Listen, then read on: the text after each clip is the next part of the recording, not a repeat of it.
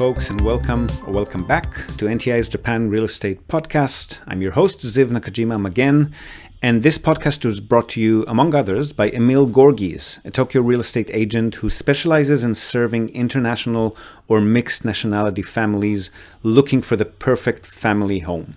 So Emil's an Australian. He's been living here in Japan for the past 2 decades, 8 years of which he's been actively buying, selling, and managing real estate properties in the city on behalf of his own family and a great many happy clients.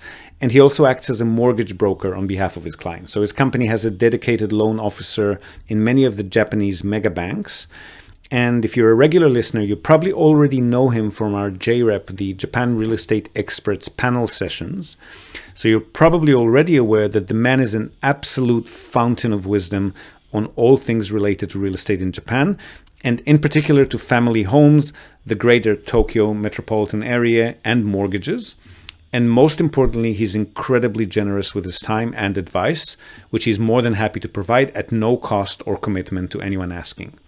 So if you've been thinking about buying your home in Tokyo, but you've been sitting on the fence for a while, or if you just want to have a chat in English with a real expert, drop him a line on emil.gorgis, that's emil.gorges,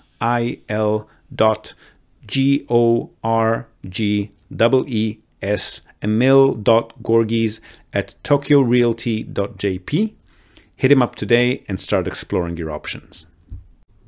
All right, so we're back with a JREP panel, minus Matt, our Akia expert, who was probably out in the Japanese countryside chasing monkeys or exploring haunted houses or whatnot. And this time we dig a bit deeper into home loans and investment loans. Who exactly can borrow from Japanese lenders and when? Timing as far as residency and employment go is apparently a big factor. It needs to be properly planned for. Is it worth getting an investment loan in your country of residence or from a non-Japanese lender? We also talk a bit about the country's many struggling onsen or natural hot spring resorts who were hit hard by the pandemic and are now prime pickings for foreign-based property and hospitality funds. Segue into the mentality of going to an onsen, getting naked with strangers. What do you do with your tattoos? If, like me, you have a few of those. And then we sign off by talking creative and collaboration spaces. What are they? Do they make sense investment-wise? Themed share houses.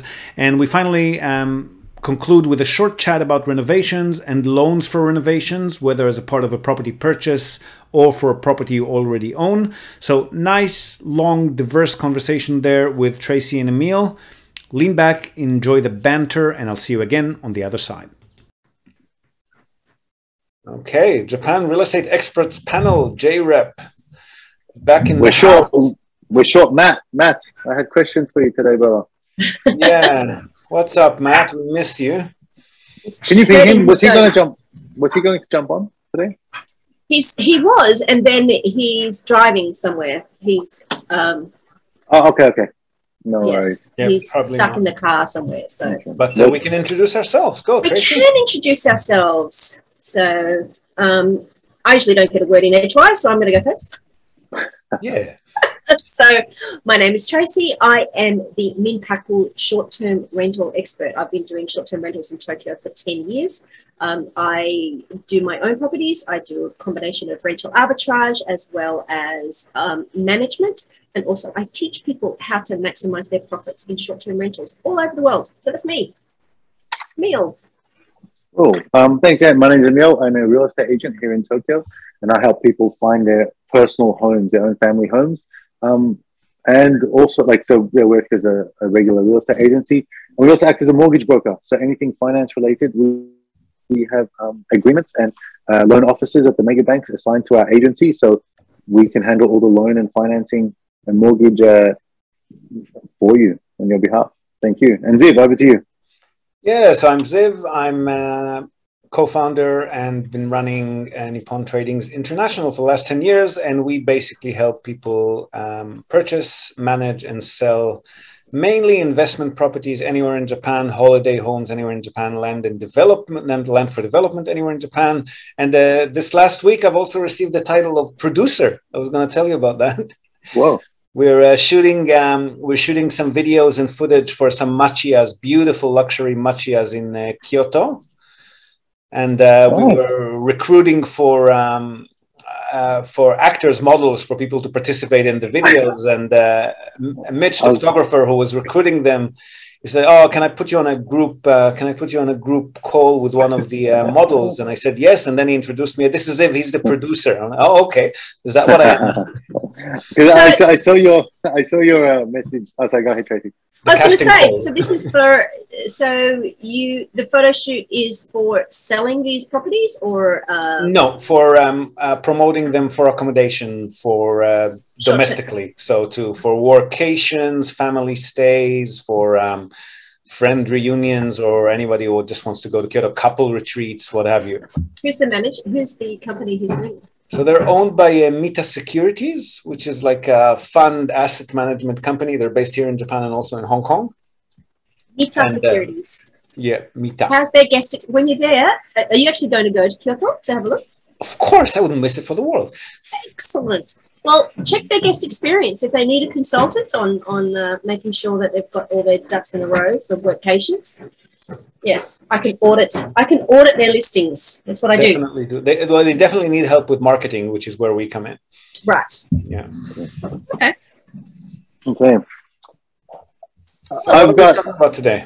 So I want to bring up I had two inquiries this week, which I think are very relevant because they are regarding mortgages and financing in Japan, in Tokyo. And they are like sort of two paths to a very similar kind of situation. One's easy one, one's the complex one. So both of these people don't live in Japan, okay? But they want to buy a family home in Tokyo. One of them, they are like the wife. They used to live in Japan. Wife and family Japanese. He's a foreigner, but they're living in Singapore right now. Okay, so and that's where their employment is. But I think in retirement, they want to move to Japan. So they want to buy a house here, and they don't want to Airbnb it or rent it out in the meantime because they still come to Japan. Maybe anywhere from 2 to 4 months a year. They spend time here, and they don't need to rent it out. They just want a place for themselves for every time they come. And they're looking at getting a mortgage in Japan. And so this is actually two people in this very, very similar scenario.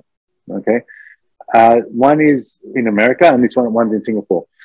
The guy in Singapore, he's fully employed by a Singapore entity. There's no income coming into Japan. Okay, and no income declared and no residency in Japan. So essentially, for that person, it's not possible to get a home loan in Japan without being resident here and without having employment income here. Okay, they're going to say, why do you need a home loan for a country you don't live in? Or even if you do live here, well, you're not employed, so you don't meet those requirements. So you cannot get a Jupaku loan. No recourse for the lender, right? Yeah. Precisely. Okay. So he's stuck because Japan looks at a lot of paperwork, and this one sort of doesn't make sense. They understand that he wants to come and live here several times, but it's complex. If he wants to get a investment loan, again, that's hard for people that don't live here. He's looking at some foreign banks that may do it for like 50%. They'll cover like 40 to 50%. So they want a 40 to 50% down payment and interest rates closer to 4%, 3 to 4%. But still, he can get maybe 50% financing from this. I think it's a Singaporean bank for an investment. You do need to be I think a bit wealthy over there in order to qualify for that. They don't give it to just anyone for small amounts. The other scenario is sort of the person is in the same situation, but he's actually employed by a Japanese company. He was employed locally in Japan with him. Like he's an American, but he's, again, wife and kids are Japanese. And he was employed by a Japanese entity and then sent to the US to work.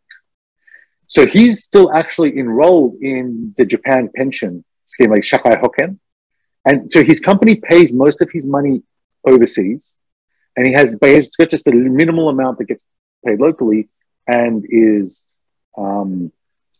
but he's in currently the Shakai Hoken, the employment insurance in Japan. He doesn't live here though; he doesn't have residency here. But however, when he comes back in his situation, and he's planning to move back to Japan, like his time is wrapping up. When he comes back to Japan, he's going to be eligible for a loan basically right away because he has residency and has employment. And although he's been living overseas for some time, it's the same employer. Okay, so he basically comes back and says, okay, how long have you been employed at this company that sent you overseas? He goes, oh, I've been there for 6 years. Plus the paycheck is from a Japanese company. That's a big difference. Yeah. And even they'll say, look, what was your pay for the past, 2 years? Like they look at your previous year's tax withholding slip, your tax statement. He's like, I was overseas. So in Japan, I wasn't paid anything. Or I was paid like, a few 100,000 yen or whatever minimal amount it was. This is what I was paid in the US. But my employment contract, so now I'm getting paid this much, like locally.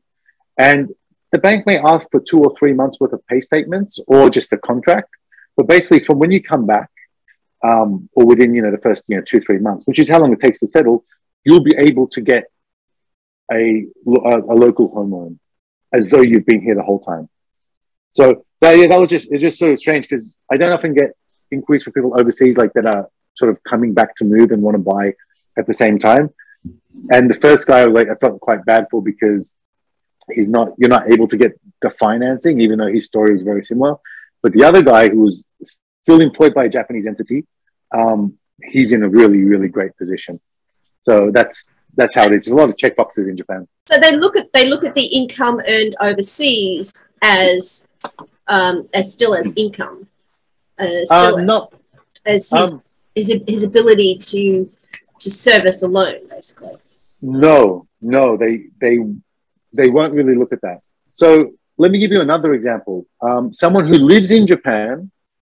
Okay, the two big ones are live in Japan, so Japan residency and Japan local source income.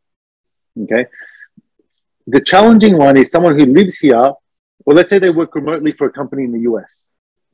Okay, so they're getting paid there and there's no local entity that's paying them. Even if they're remitting funds to Japan and they are paying tax on it legally, everything meets the tax requirements. When they go to the tax office, when they go to the bank, they'll say, where are you employed? I'm employed at, Google, eBay America or whatever, limited in the US. And they're like, well, that's not a local entity. You're not employed locally. So it's very, very hard to get financing in that regard, even if they're declaring income locally. Okay, that's very, very challenging. There might be one bank that can do it, but even then you'll need to have permanent residency. But in the case with that, my first example, this person is employed by a local Japanese entity that's paying him overseas. So he's actually enrolled in the Shakai Hoken. So from the moment he comes, they'll actually care more about what his future income is. Yeah. Okay. So same stable employer all of this time. That's what they look at. Yeah. So they'll look, okay, you've been employed by the same employer for 6 years. And they'll say, look, it's in US dollar and maybe it was a special project or special assignment. So you get paid a bit different. What are you going to be getting paid now? Because we're giving you a home loan from today moving forward. What are you being paid now moving forward? Is it more or is it less? All right. And even if it's more, they'll go up, if necessary. Right. So it can work in your favor. It's not necessarily going to be less, but they will look at that. In the same way that usually when they look at the previous year's tax withholding slips, it's because people's employment income hasn't changed so much. If you're regularly employed by the same company, every year it's not going to be a huge difference, maybe a few percent, not enough to impact the loan significantly. So there are a few different scenarios. That's why everyone's so I've been getting, a lot of these inquiries recently. I think a lot of people actually from the podcast and from these videos. So yeah, please, if you are listening, feel free to shoot me an email or a message. I think the link's in the description. Or Zib will spell it out for you. Yeah, but bear in mind that in these scenarios, this is half of the answers that we have to give to people is like, no, unfortunately, you're not eligible for a loan in Japan. Yeah. Oh, well, so there's also the strategy for it, though. So for example, knowing what you are eligible for or knowing how it works helps you plan. So, for example, the one person who's not eligible for that for the home loan, Because, okay, their strategies, once they move to Japan and they start working for, 6 months at the new company, or 12 months or 18 months, then they will be eligible. And that's often the case if they have a Japanese spouse or if they have permanent residency. But if they don't have a Japanese spouse or permanent residency, then yeah, no, it's going to be a long haul. Or look, you're going to need to be working here for 12 months and you need 20% down payments. So even if the answer is no, like right now you don't live here and you don't work here, so of course that's a no. It's like, well, but if they're planning to buy their own personal home or family home, as opposed to like one of your clients, Zib, which is purely just an investment, a small apartment, not really for themselves, for the most part. At least knowing when you do come here, what is the approach you should take, right? What are the steps you should take? Because just be like, no, that's it. Well, hold on. Maybe someone only has to be here for 3 months or 6 months. Maybe someone has to be here for 1 year or 2 years. And even knowing what sort of employment you should try to get or try to structure when you get here. Should you be freelance or should you just take, some companies offer, look, do you want to be like as a contractor or do you want to be permanent employee? And if the idea is, look, I want to buy a house, then this option, this strategy, that strategy, like these are the things that you should try to set up and arrange. Yeah, to plan. Because, okay, now may not be an option, but let's try to do it in the most reasonable amount of time. And whether you want to put a 20% deposit or 100% financing, that's also part of the strategy. So we have lots of things to discuss. So yeah, if you're not sure, please reach out. Another option. One of my clients, they're here part time, and they're here a couple of months of the year, and then the other couple of months of the year, I do short-term rentals with them. But what they did to be creative, and they leveraged their existing house mortgage in America, and was able to gather the finance there and pay cash for a house in Tokyo for 50 million yen. It was an older house, very serviceable. It does the job, and obviously not new and shiny, but there are houses and land that you can buy for 50 million yen. It's very viable for homeowners, but for investment properties, it gets a bit tricky because the interest rates overseas are a lot higher than they are here. Sure. If you're paying 4% interest on a property that might be making 5 or 6% in the expense, you're always in danger of slipping into that negative gearing territory, right? Yeah. But I mean, it's just, what other people have done that has made sense for them. So, I'm not an accountant, I'm not a lawyer, but under those caveats, there are some creative ways that you can, if you're desperate to have a roots in Japan for whatever reason. This particular family, obviously, one spouse is Japanese, and they want their kids to have that bi-cultural experience. And the best way was to buy a property here that was then just paying for itself, rather than being an investment and making money. So it's really a personal choice. Speaking of investments, you had some article you wanted to share with us today, right, Tracy? I did. I have to keep putting myself on mute because there's horrible construction going on in the building next door, and they're driving me nuts. Did you end up getting compensated for that, by the way? No. I haven't applied, and it's a long convoluted story. So on this apartment, on this office. But what struck me on the news today, it just came through on the news today, and so by the time this recording comes out, it might be out for a little while. But there's a US company has invested in, has bought the Onsen group. So I put the link in the chat, and you can probably put it in the show notes. Yeah, I'm reading it now. Yeah, you're reading it now. It's quite interesting, really. You can share the screen if you want, Tracy. I can share the screen. Excellent. I can do that. Let's have a look. You're in US fund to acquire Ueda Onsen Monogatari.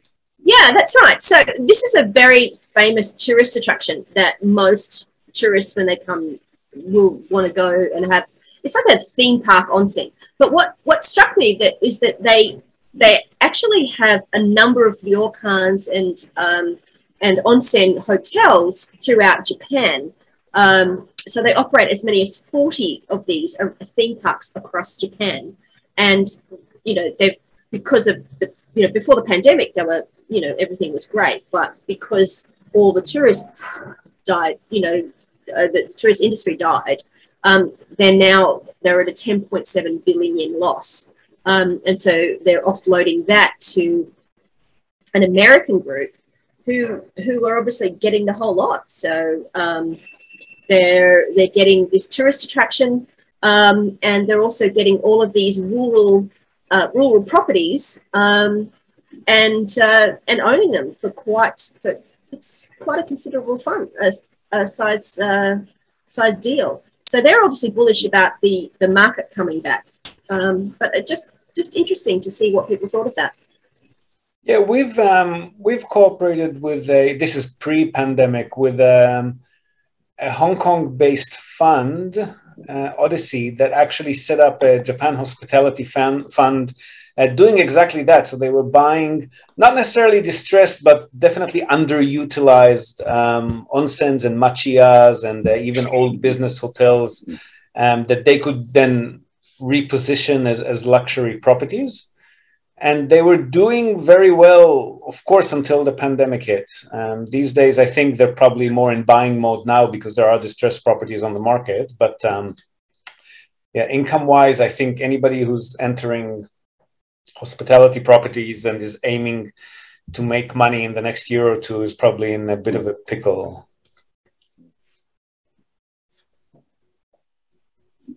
I'm still on mute. So obviously they're buying the debt as well.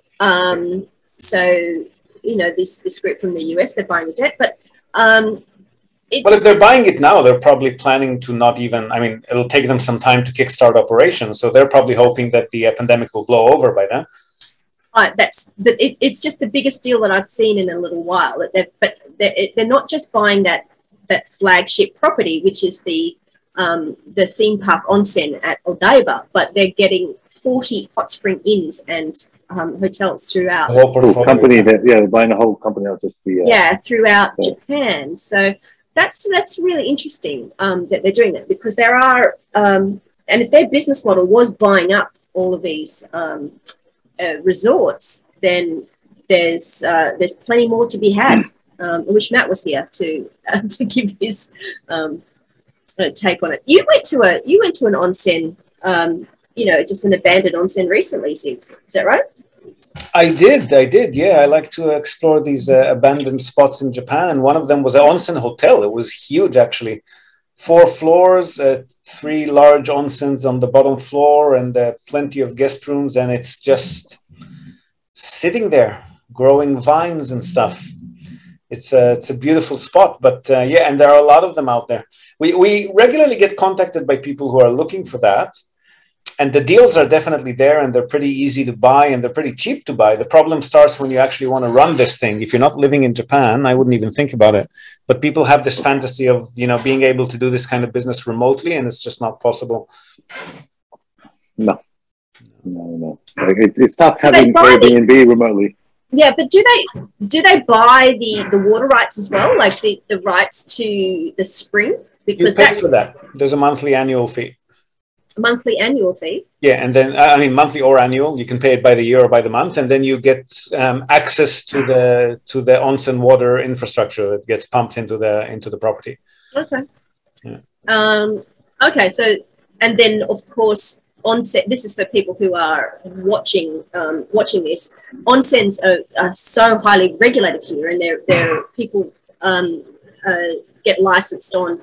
And they get a certificate on what is the chemical composition or the mineral composition of each one, and it's always up on the wall of the onsen about this spring has been licensed, has been accredited for so many percentages of sulfur and all the other minerals, and it's good for everything from a sore head to a broken bone. But I used to be dubious about that, but my wife introduced me to some high quality onsens, and when you come out of that water, you can feel it on your skin. It's amazing. The placebo effect. No, definitely not. I know my skin. There was a sports club, not like in Setagaya, which actually they have black onsen water. Ooh. I think it was it wasn't Tip Nets, it was one of those big ones, right? It's full of senior citizens, but I'll get like sometimes a casual drop-in membership. It was included with my health insurance for like 1,000 yen per visit. And it's just, so it's like a big sort of ofuro, and but the water's just black. And then there's an explanation about what the details about why it's black, but it gets sort of shipped over. It was really nice. Like after going there, I'm like, oh, okay, it's not just a hot, murky bath. Because when you go in just an ordinary hot bathtub, like, you know, I sometimes jump in the bath with my kids after they've been in there. Like, Jesus Christ, yeah, no, it's not the same.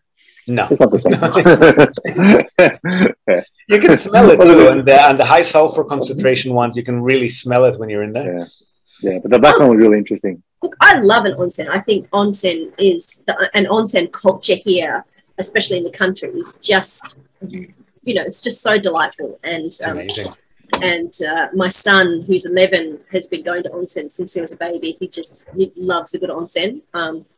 And I always find it amusing because I look after a lot of tourists when they come into town, and it's just like, oh, I couldn't be naked with everybody. And it's just like, when you get over that, it's not usual in the Western culture to be, in a big room naked with lots of people. It depends on the Western culture. My European guests who come here usually don't have a problem with that at all. It's mainly just the Americans. Yeah, Americans. Australians are summer. Yeah, like it took me a little while just to be like, all right with it. Like now I'm completely fine. But yeah, really honest, like, well, like, hey, like we went on a ski trip to Nozawa. Like, this is with some mates last year, and like, the idea of, oh, hey, like me and the boys, hey, let's just go hot spring hopping. We'll go from one hot spring to like, hey, this is all just get naked and go in a little bathtub together with my mates. Yeah.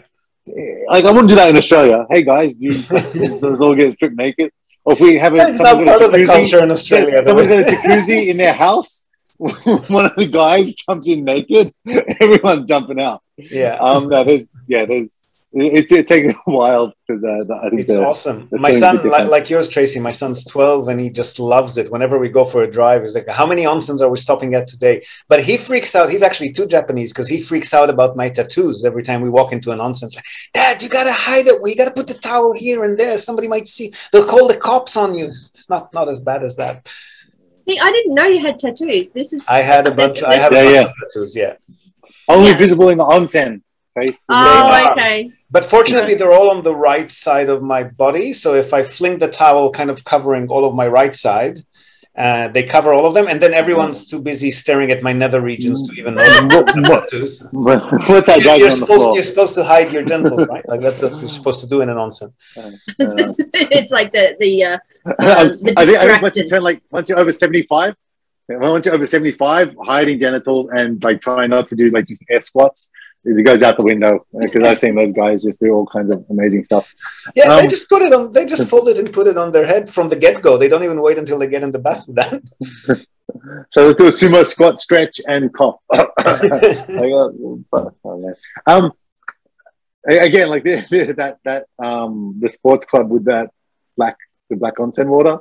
That's a couple of eyeful at the same time. It's like you can't see anyone in there, but when they're out, well, they're fully out. Where was I?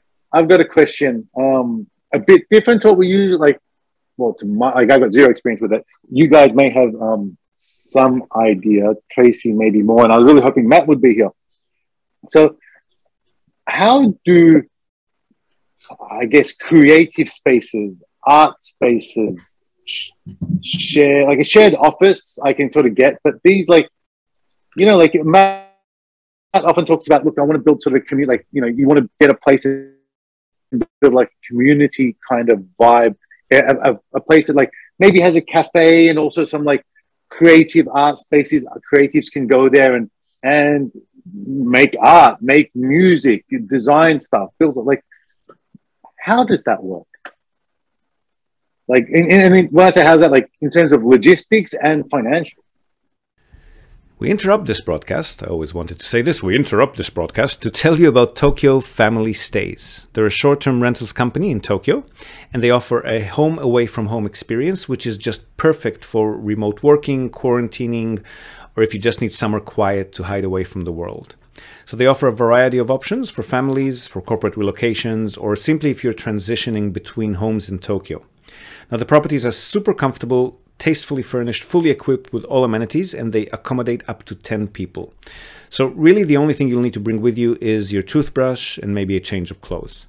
They've got fast, unlimited wireless internet, dedicated workspaces, and fully equipped kitchens, and they're just a delight to stay in, a fantastic alternative to Japanese business hotels, which if you've ever stayed in one, you probably know they're tiny, they're noisy, fine for a night or two if you're on your own, but long-term or with a family, you'll probably feel you're in a jail cell very quickly. So if you want to give yourself a sense of space and freedom by renting a real home with comfortable Western beds, including all the necessities like baby bedding, children's toys, high chairs, you definitely want to reach out to Tokyo Family Stays. They've been at it for over a decade. They're a fully licensed minpaku or short-term stay operator. And as a special bonus for our viewers and listeners, they're also throwing in a breakfast basket upon arrival for anyone who books and mentions the Japan Real Estate Podcast or NTI. And not only for guests, if you're a property owner, you've got an investment property that you want to tweak for higher profits, or a holiday home that you want rented out when not in use via short-term stays, drop them a line today. See how they can help you maximize your property's income. And again, as a special bonus to our viewers and listeners, they're also offering a free audit of your existing short-term stay listings without any obligation whatsoever. So feel free to reach out to them at tokyofamilystays.com. Well worth your visit. And again, if you're in the market for a family home in or around the Tokyo metropolitan area, Emil's your man. Don't be shy to reach out to him as well at emil.gorgees, Gorgees, at tokyorealty.jp. Right. I know there are some places in Tokyo that are like that. Like they either like a shared office or like, entrepreneurs type of hub. They charge by usage, don't they? Yeah, they charge by usage. But now I'm talking about like the creative spaces. So the office, shared office kind of entrepreneur I can get, but these creative kind of hubs. Yeah, but same story. Like a recording studio. Musicians come there, they pay by the hour or by the month or by the week, however, whatever kind of plan they've got, and they pay for the usage. Well, and also there's online, online marketplaces for those spaces. Like if you look at Spacey, there's a few other ones. So and I've used them before, I've been looking for a meeting space that is for, I didn't want people to come to my office. I wanted actually to have an office and a desk, and you can rent apartments. And so a lot of when the minpaku laws changed, a lot of these places that were running nighttime, nighttime, so like a accommodation, converted to sort of spaces that you could rent by the hour, because they're not regulated. They're not regulated. Temporary meeting room. Temporary meeting rooms. Yeah. There's a ton of them, and and obviously different categories of like whether you want whiteboards or whether you want different amenities. So you can rent it that way. Or there's a lot of people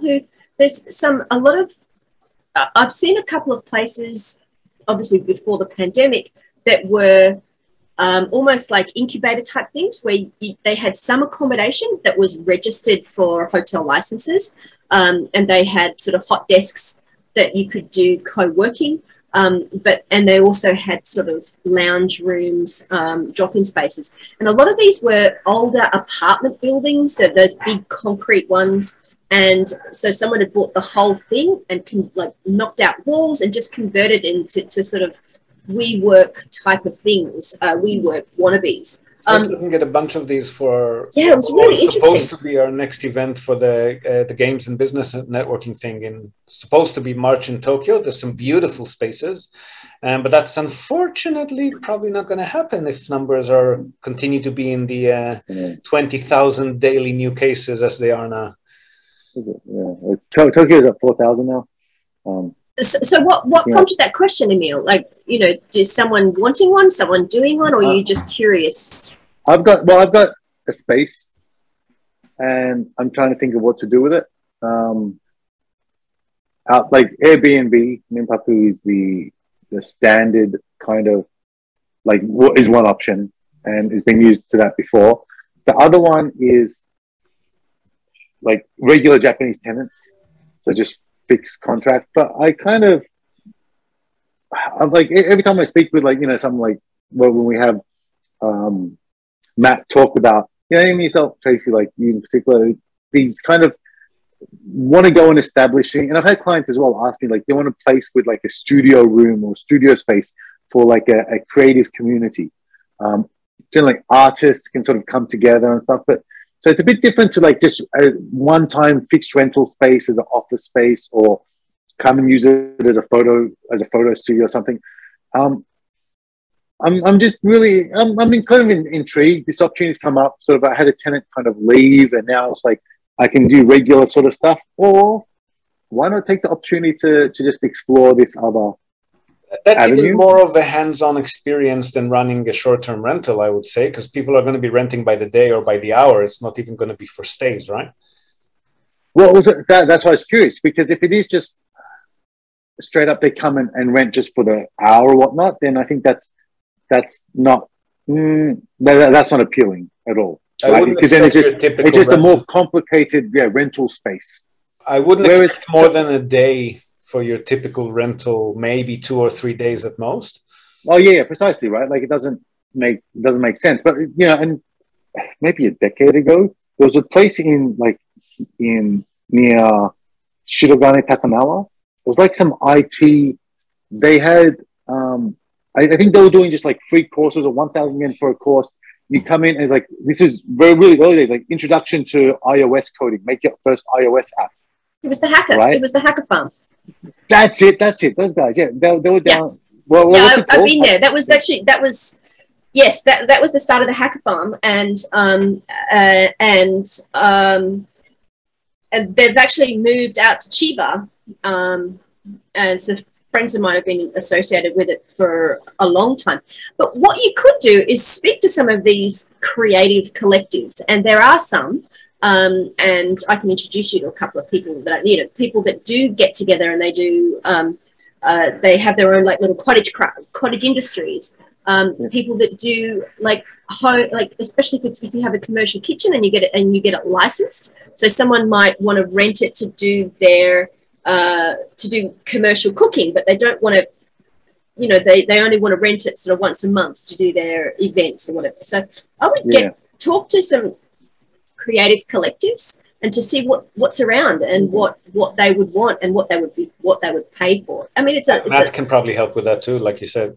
Matt could probably help. I mean, there are community centers run by like the city. So and they're usually pretty grim. I mean, but they're very cheap to rent.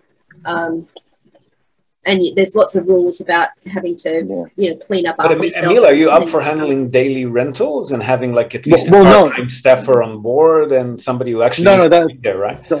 That's why if it was like a daily rental type of thing, then no, not at all, because that's really just the arm's length kind of rent. But like that's I think what you mentioned, like the creative collectives.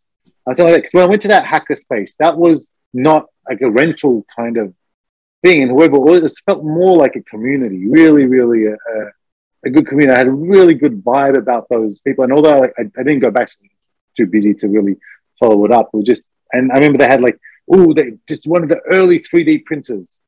Like we just got this in, and they're going to play with it and stuff, and they just print little stuff like this big, but like just really to explore and stuff. And I thought that was such a good vibe, and but they were probably tenants, no? They were probably actual tenants, like paying by the month, wouldn't they?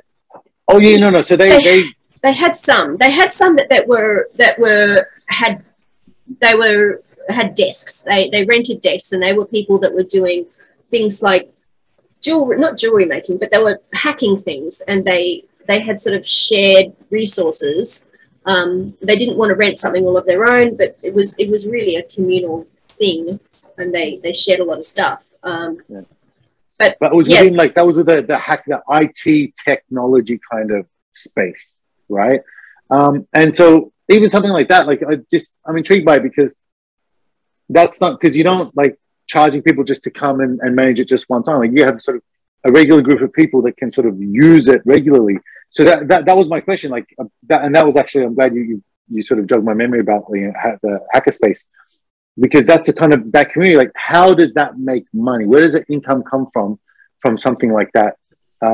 Because I think one, you can generate income, which is like technically it's going to be rental, it's for usage, but you're also sort of fostering a community and a network, and it's like a regular kind of it's a different kind of space than just hey, like 1 hour meeting, like or just a half day meeting room for some organization or some private use that they come in and you have no idea what's going on and there's no particular theme. Whereas, Hackerspace. So I've just, yeah, like that Hackerspace is probably the image that I had because of my one time I visited a place. But I was curious, yeah, how they generate. My question was, how do they make money? How does Unfortunately, they don't make massive amount of money. It's more that you people are looking to give back to the community. It's a labor of love. It's something. It's sort of in that non-profit realm rather than this is a way to hack. This is a way to be extremely profitable. So there's a different value there. So yes, you need to make money, but you're also getting value to your life, which is not necessarily in cold hard cash. Yeah, and that's great. I think that's really. Yeah, so that's the thing. Like in this case, I'm the landlord. I've got this space, and I can just go the Airbnb route or the regular Japanese rental route and just make just straight up money from it. But I feel there's like, as you said, it's more management time, more headache, more involvement, and less money. But there's that community aspect and giving back and sort of help support people that, in that thing that maybe a handful of them sort of really sort of are able to flourish from that opportunity. I think the best of both worlds for you, Emil, would be to find a really cool community tenant so that you don't need to be hands-on involved and you can still enjoy what they're doing with your space. And it's helping. They've already got their agenda. They just, they've got their community and what they want to achieve, but they're just looking for the space. You provide the space, so it's like a, it's it's a nice modern house in Shibuya. So if anyone's keen to he's hearing this and is like, hey, let's inquire and tell someone, then reach out. I do know some community people because there was a place called Best Live in Japan, and she had a commercial kit. Yeah, Lauren Kawasaki. Lauren, yes. She just announced at the beginning of January she's closing Best Live in Japan. Really? So there is a hole in the market. So she was running classes and art classes and craft classes, but I think she's She had a place down in Azabu. Yeah, like Azabu and Azabu area. Yeah, but there's also a lady in my Minpaku, I'm involved in a Japanese women's community group for hosts. So in Shibuya, so the Shibuya Women's Hosts Collective. No, they're not just women. Sorry, it's just the Shibuya Host Collective. They're mostly women. And one of the women, her Minpaku place, actually on the ground floor, she has an art studio. On the middle floor, she's got an art gallery. She's got like 2 or 3 Minpaku places that are licensed, and then she lives on the top, and that's her business. I was going to say that's another thing that you can do. I'm not sure how big that space is, but we do regularly get contacted by artists who are looking for a mixed place where they can live in and have a studio and have a shop. So ideally 3-floor small building or like a big space that can be divided into 3. There are plenty of people looking for that. Yeah, I was just talking to a client, to a possible client yesterday. He's looking to rent something for himself and his wife as an art space to live in as well. So I think I know who that client is. I think I know who that is. He's looking at buying or renting, right? No, just renting. Just renting. Okay. Yeah. Okay. Yeah, I'm open to different sort of usages to a degree. It doesn't have a shop front, so you have to go into house. Artists don't need a traditional shop front. Yeah, exactly. They can turn anything into a shop. Yeah. Oh, yeah. Yeah. I mean, that's why if it's artists, it's all right. If it's someone else, like they want like a shop front, that doesn't make sense. Like this one's not suitable for it. But in terms of just it's a 3-bedroom house with a nice open living room, and the rooms are nice sized, either for offices or the occasional visiting artist that wants to stay and crash overnight, stuff like that. Mine's like if it's a community space like that, I'm really intrigued by the idea of having a hub and creating something that provides value to the community, value to certain individuals, an opportunity for them to sort of create when we were, definitely when I was younger, it's like straight up all about the money, all about the dollar. But now it's like, well, hold on, what other, like, you know, as a real estate agent, I like helping people being able to buy their family home, right? That's the reason I do this, because I think it's very, very rewarding. I used to work in IT, enterprise level stuff, and that's not very rewarding, right? That's just corporate. This is rewarding because you're helping individuals buy a home. But now it's like, well, what if I can also, there's an opportunity now just to help individuals sort of create, like, I think especially creatives, because I'm not creative at all. I think, and it's not, I mean, the one, I can sort of get some exposure to it, but also just a space for people to be able to do that. When I went to that hacker space, you know, over a decade ago, I thought, wow, this is such a good vibe. It's just a community of people helping each other sort of just get ahead and learn more and be better, right? All just very, very positive. Nothing about being arrogant and stuff. And just the more you give, the more the net value of everyone sort of grows. Karma is practical. So, you could also do, you know what you could do is a themed share house. Those are a big hit in Tokyo, and they're not as involved as short-term stays, because the people who are sharing are obviously there for like at least 6 months at a time usually. And then you make the share house a themed share house. So there are some with pets, some for art, some for music, some for international communication, stuff like that. And then the people who will be attracted to renting this sort of, you know, a room in that space would be the kind of people that you would theme the house as. Who owns that? Who owns it, Emil? Is it like your house? Me, yeah, full control. All right, I'll put you in touch with this chap I was talking to yesterday. It might be Yeah. And I wish out to Lauren as well. Yeah, she was actually one person in mind of that, because I knew she had a similar kind of thing. And she was also, I hadn't been to her space, but she was also someone who I had an idea about reaching out to inquire. Was like yourself and her were the two I was going to reach out to get an idea. And I'm kind of curious about it now. I've got this opportunity that it's sort of vacant, and it's like, oh, the location's fantastic. And it's, I don't have to deal with. It's a really good location, that house. That's Hatsugai house. It's fantastic, right? Hatsugai. Hatagaya, yeah. Yeah, so both, like, you know, Shibuya Ward, it's like, what, so you're doing like 25-minute walk to Shinjuku. I reckon you can do the walk, but it's 2 short stops of 4 minutes on the train to Shinjuku. There's a bus that goes straight to Shibuya. Access for it, so it's fantastic. There's driveways, so lots of bicycles can park out the front. Lots of space in the front of it.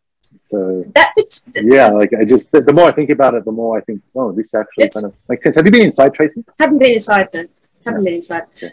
Yeah, but that particular chap I was talking to yesterday, you know, I was actually saying, you know, I was almost going to introduce him to you anyway, because you know, because he was going to be here for a while, and he's Seishine, and you know, if you're looking at spending this much per month, why aren't you looking at possibly buying something?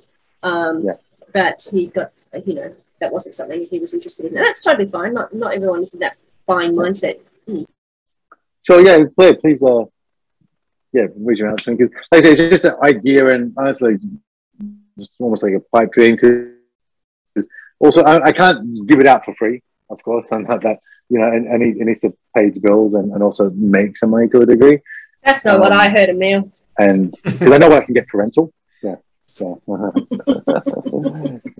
So anyway, that's it for me. I've been speaking a lot. So, Emil is Batman. At night he goes out. Robin. Carry on. Yeah. Well, I mean, look, we've been going nearly an hour already. So I guess I'd like to sort of hear from people who are watching, you know, the 3 people who watch our show, what they're wanting to talk about, because I have a friend who's just started up a reform company, and so I thought that might be an interesting, an interesting conversation to hear about what's involved in, you know, getting old places and reforming them. And yeah, I would love to. He or a she or a she's just started. Well, she's not doing the actual reforming. She's hooked up with she found a contractor to do the reform on her place, and then can I just jump in and say renovation? Ah, gomenne. Sorry. Sorry, gomenne. For the listeners who are like, what is reform? in Japan, when it's Budgetary renovation, reform, yeah. yeah, when renovation in Japan they say reform. So the Japanese English expression for a renovation is reform. So when we talk about renovation company, they come in, they change wallpaper, they can move walls around, modify your kitchen, update your kitchen, toilets, that stuff. The renovation company in Japanese say reform. Reform I'd love company. to have her on the show, and to be honest with you, if she's up for it, I'd love to have her as a regular, because we always get these kinds of topics and questions. Well, the thing is, it'll be interesting to track the journey, because she's just started up this business. She's always had a real interest in real estate, and to own, to buy, to sell, but this is the first time she's actually gone in and,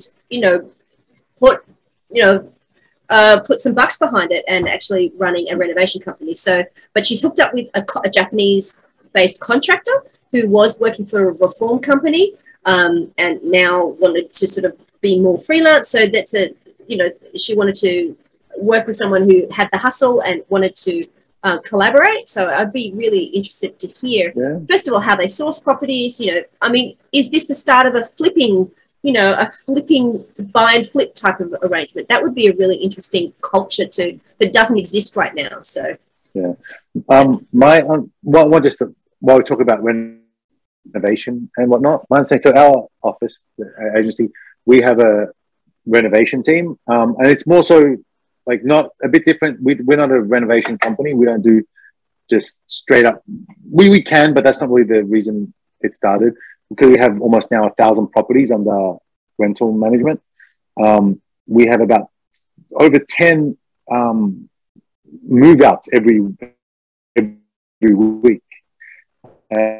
And so all just the cleaning and rewalking and stuff, we put it all in-house and general maintenance and things. And then they're kitchen changes and what have you. And also for clients that are buying used properties, maybe they want to change the wallpaper or update the kitchen. So it's sort of an add-on to our sort of existing kind of service.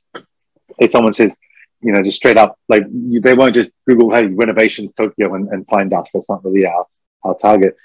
But yeah, it'll be interesting to talk to someone about that. But one thing I know is, I think I was talking to our boss. I'm not too engaged with the renovation people, to be honest. Is though, if it's over, I think 10 million yen, so $100,000 of renovation, you need a separate license. Like if you want to do like a mass scale renovation, you need to be licensed you need to have a member of staff, has to meet certain requirements and certain experience requirements, because it's almost like a construction. So yeah, that's something that's interesting. So a lot of the renovation companies that don't meet that, like they can't really build a house or do massive sort of restructural changes. But I'm guessing most people that are doing that are inquiring about that, probably are not going to spend that much anyway. They want, hey, we want a new kitchen, we want to change a toilet, look, let's re-wallpaper the house. I want to knock down this wall so I have just more open room between this bedroom and that bedroom. We don't need that wall. The kids have moved out. Instead of 2 5-drawer rooms, we want a nice 10-drawer room and no tatami. Stuff like that, I think, fantastic. Plus, that licensing sounds like really easy to get around. I mean, right? You could just structure it as 2 renovations, right? To do a phase 1, phase 2, and they're both under 100 million. Ziv, this is being recorded. Be very careful. I'm sure they're doing it though. Well, yes, definitely. But at the same time, if you're a customer, you want the license. I'm giving you like $120,000. Yeah, but you're not licensed. Like, if I'm spending that much, I want a company that can do it. It's not like, it's between like 180,000 yen and 230,000 yen. I'm going to go with a cheaper guy. Yeah. I don't care if they're licensed plumber, just a toilet replacement, so they don't need I think anyone who's in that isn't going to do it. So yes, technically there's a workaround, but I think the client will also. And like you said, depends on renovation. If you're getting a big job, you want the topic of renovation is just massive, because you can get an additional loan if you are doing a massive regut, and you can get a renovation loan with a bank. Oh, thank you. Before we go, wait, that's a question I wanted to ask you, Emil. Do I banks? was in the middle of a thought. And so, no, I think it's the same thought. You finish yours, and then I've probably got the exact same question. And I was about to answer both your thoughts. Carry on, go. But also the other thing that you see companies do is that they buy the whole building and then they renovate, and then especially old mansion buildings, and then they make them pretty and new and shiny, and then to get extra life out of them. So you can pick up, you can't do short-term rentals with these, but if you want to buy a renovated apartment, you do get more room, like, because usually the older places have higher ceilings and they're bigger spaces, but they've been completely redone by a reform or renovation company. That was the end of my thought. I was going to ask, because somebody asked me just this week. So I know you can get a loan to buy a home, investment home or owner occupied home. And I know that you can get a loan to build a home, but can you get a loan to buy an old home and also include the renovation cost in the normal mortgage? Yes, you can. You can. You can. Yeah. So what we do, and this is also why we have the renovation team sort of within our office, is, and we have it. So some clients, they buy like a used apartment, maybe it's like 15 years old, and generally with the wet areas, kitchen, bathroom, toilet, and also wallpaper, after about 15 years of pretty moderate usage, you'd want to change those, right? So yeah, when they say you buy a place 15 years old and go look, okay, I want all the wallpaper and the new toilet, bathroom, kitchen, maybe say like 5 million yen, 6 million yen, 2 million yen, or however much you want to spend. We can get the quote and put that with the mortgage, the purchase application. So let's say the property is 55 million yen, and you have another 5 million yen of renovation, which we've got a quote for. We do the application together and say, okay, we want 55 for the house, 5 million for renovation, and say 3 million yen for closing costs. You put that through, and they each will get assessed. But it's generally sort of one combined mortgage. Most lenders so renovations can be included. Sorry, what was that? Do most lenders do that? Yeah. Yep. Perfect. That's very, very common for like the mega banks that we deal with. On the assumption that it's a standard property that, like, often it's apartments or maybe a house, and the renovation that you're doing is typical renovation, not massive structural change, like new bathrooms, toilets, kitchen, wallpaper. Electrical outlets, maybe flooring, etc. Maybe outside sort of cleaning and outside maintenance if the house is 15 years old and has never been maintained. Stuff like that. You can. I heard that it's not more than 20% the property value. So if it's 50 million yen for the house or the apartment, then they won't give you more than 10 million yen for the renovation. Yeah. It's nice because the interest rate is at your normal jutaku interest rate, whatever you rather than I think in Australia, or when you're doing a renovation loan, that's actually at a slightly different interest rate. So and I get some people that say, look, sometimes just mentally exhausted, which I can fully understand because I'm with them all the whole step of the way, and it's mentally exhausting for me as well. They say, look, you know what? We'll just move in and we'll do the renovation just next year. It's like, okay, you can do that, but getting the loan is going to be more. Then you get more headache because you got to do the loan, and your interest rate's going to be higher. I know it's like 1.5, 2%. It's not just included within the home loan itself. So just something to keep in mind. So that is definitely an option, and a good one at that. Perfect. Thank you. All right. Well, that's probably a good place to stop. So much. I think everyone's got a hard stop today, right? So. Yep. I'm soft. Sorry? I've got a soft. Yeah, I'm soft. Too much information again. I mean, we don't. Stop, yeah. I got it 3 o'clock. This is a good place. I've got a bit of time. Cool. All right. Let's wrap it up. Thank you so much, everyone. Thanks so much for your pointers as well, guys, about my creative hub. I love it. Come back, Matt. We miss you. Yeah. Cool. We want more stories of goats. See if the space is ready. You guys can maybe hit that up for your board game night. That would be very good, actually. But how many bedrooms do you have? 3. Okay. Well, we could maybe strike a deal with a hotel next door or something. We'll work it out. Yeah. Yeah, well, just a accommodation. There's a Sakura house not far away, like a Sakura perfect. hotel.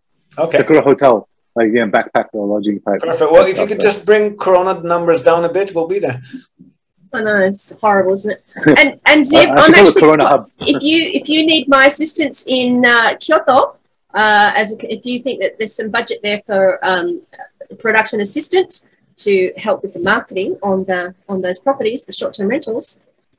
Well, once we have all the videos and photos done, then we'll start talking about what's the best way to promote. So definitely. Well, have they decided who their target market? Have they done their pre-photo shoot? Because you should figure out who you're trying to market to before you take a photo shoot. We're creating a few. So we're going to be creating one master video, which will include the interview with the fund manager and about the history and the renovation of the property in Kyoto and all of that.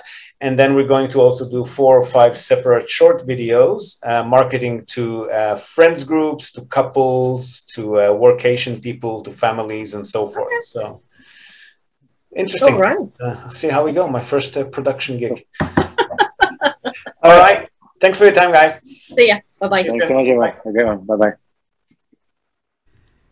All right. So as advertised, nice long deep dive into a bunch of property investment topics. Trust you've enjoyed it. And if you're interested in the last part of the conversation regarding renovations, rebuilds, etc., spoiler alert, we're soon going to have a renovation expert join the panel. We're expanding, so you can expect a lot more of these types of conversations and at far more depth. Starting in a few weeks' time, watch this space. Now, before we go, we're also, as always, going to tell you and also link to our other sponsor's website. That's Hiroshi Shimizu, immigration lawyer and administrative scrivener. If you're thinking about moving here on a more permanent basis, or you're already in Japan on some sort of a temporary visa and you want to switch to a longer term or permanent one, or if you're considering setting up a local company or a branch office of a foreign company and you've got any sort of business or visa related inquiries, or even if you just want to find out what your options are on any of these topics, feel free to contact Hiroshi Shimizu. You can find him at japanimmigrationexperts.com. And he can help you set up a company, apply for any kind of visa, or just provide you with the best advice and extremely affordable consultation related to these topics. And he's already done that for many of our listeners. So feel free to reach out to him. Again, that's japanimmigrationexperts.com, and you'll be well on your way. And that's it from us for today, folks. Hope you've enjoyed this episode of the Japan Real Estate Podcast.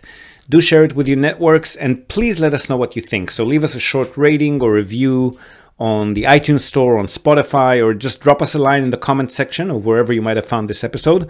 We love hearing from you. Hope to have you with us again next time, and until then, have a great day or night ahead.